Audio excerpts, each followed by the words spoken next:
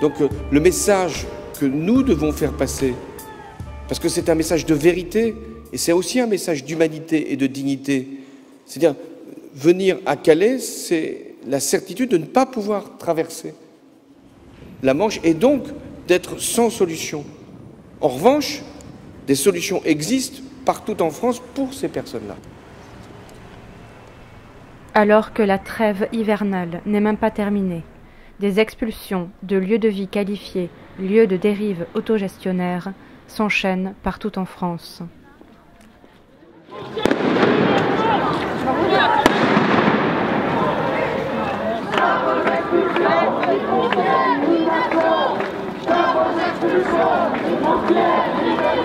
C'est la guerre avec le sang des peuples qui trace les frontières.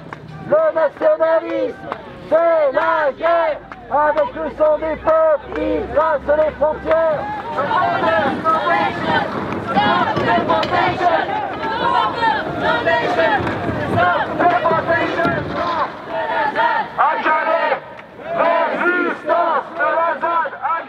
À Nantes, le camp de Carquefou sera expulsé le 2 mars au matin. Environ 250 Roms, dont une centaine d'enfants, vivaient sur le terrain.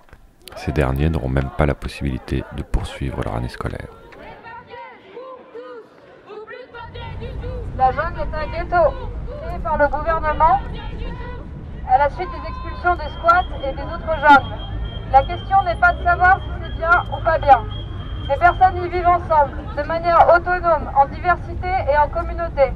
Tout cela dans des conditions parfois sordides, où la violence et le racisme sont omniprésents. Ce serait facile d'employer la rhétorique de la pitié et de la victimisation que certaines associations affectionnent. Aussi facile que de condamner la jungle pour ses dysfonctionnements. Pour le meilleur ou pour le pire, la jungle est un espace où les personnes peuvent vivre à Calais et maintenant ils doivent en plus se battre pour cet espace. Au-delà du combat pratique pour ce lieu, qui bien que précaire est encore un refuge pour beaucoup, c'est un combat symbolique des personnes sans papier pour ne pas être réduit à un problème, à cacher et à administrer dans des containers. Un passage. Comment? On vous laisse un passage. Oui, mais là, les gens ne peuvent pas rentrer dans le magasin.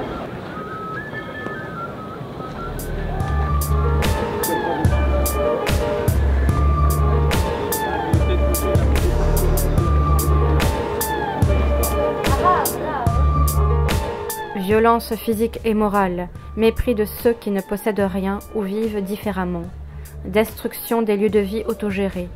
Telles sont les méthodes d'un gouvernement qui tente de normaliser une population sous prétexte d'humanitaire.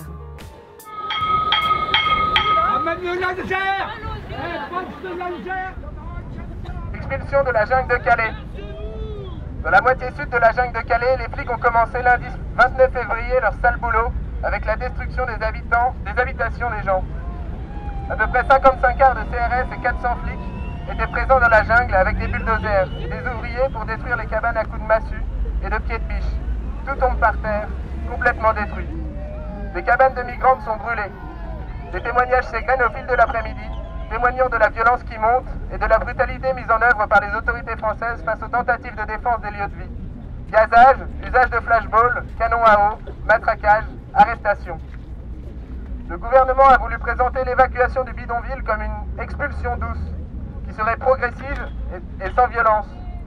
L'hypocrisie de ce discours humanitaire est insupportable face à la violence des destructions des lieux de vie et la volonté de contrôle des personnes en transit présentes à Calais.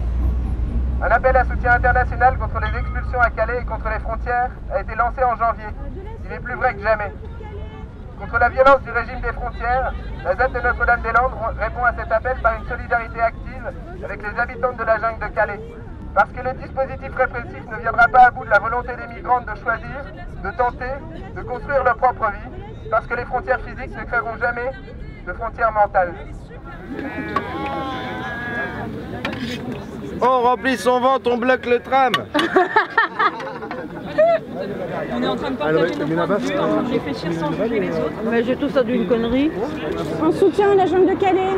Merci, j'aime pas la soupe. On n'a pas craché dedans. Non, mais... Elle est hyper bonne. En français, on ne peut pas forcer les pays... on ne peut pas forcer l'Angleterre à ouvrir ses frontières. Donc, je me mets à la place du gouvernement français, par exemple. Qu'est-ce qu'on aurait pu faire Parce que moi je vois, enfin moi j'ai pas forcément d'opinion, hein, mais je vois la jungle de Calais, de ce que j'en entends, je me dis fallait quand même pas continuer comme ça, c'était vraiment pas forcément humain en termes d'organisation, en termes de conditions. Donc il fallait forcément essayer de démanteler ces camps-là. Après voilà, où ils sont, j'aimerais bien savoir effectivement où ils sont partis les migrants, dans quelles conditions ils sont aujourd'hui. Les personnes du centre de Rennes se sont mis en grève de la faim. Du coup je vais vous lire juste le tout petit texte qu'ils ont écrit. Le 24 février 2016, nous, retenus au centre de rétention de Saint-Jacques-de-la-Lande, avons entamé une grève de la faim depuis ce matin, le 24 février 2016. Nous protestons contre notre enfermement. Nous n'avons pas besoin de votre nourriture, de vos vêtements, ni de votre couverture. Nous protestons contre l'acharnement des préfectures. Une femme a perdu son bébé au centre de rétention, tandis qu'une autre personne a tenté de se suicider. Nous voulons la liberté et le respect de nos droits fondamentaux. Les personnes retenues au centre de rétention de Saint-Jacques-de-la-Lande. Non, ne me demandez pas de l'ignorer, cette oppression-là. Derrière chez moi, il y avait un enfant écolier. Ses parents demandaient des papiers. Mais un jour, 22 policiers sont venus l'arrêter. Son père qui allait le chercher. J'ai vu s'envoler un charter. J'ai entendu le gros sur l'air. Ils doivent être faire au ministère.